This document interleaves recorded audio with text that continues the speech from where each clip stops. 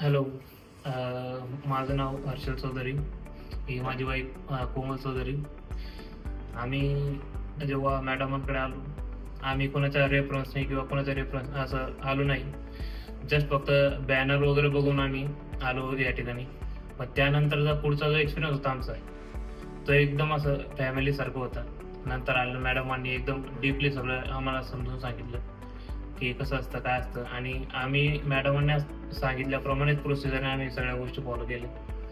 प्रेग्नेन्सीमध्ये काही आम्हाला इथं यायच्या अगोदरही काही प्रॉब्लेम्स होते, ते पण मॅडमांनी सांगितलं की काही घाबरायचं कारण नाही. सगळं आपण स्टेप बाय स्टेप करू, की काही एखादं ट्रीटमेंट असेल किंवा काय असेल ते स्किप करून आपण डायरेक्ट पुढे जाऊ.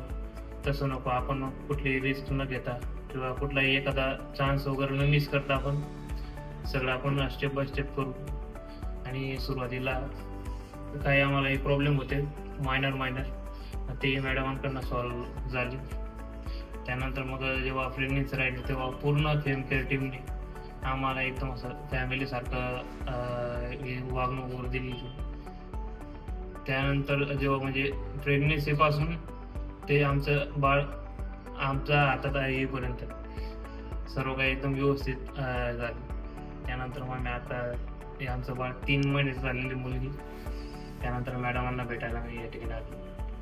आणि जे जे कोणी आता नवीन कपल, कारण सिटीमध्ये भरपूर असे डॉक्टर्स आहेत की आमचा एक पर्सनल एक्सपिरियन्स सांगतो मी की जायचं कुठं.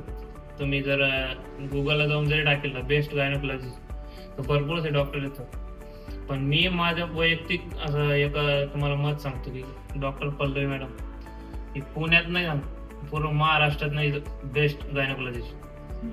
म्हणून एकदा तरी तुम्ही इथे येऊन व्हिजिट द्या.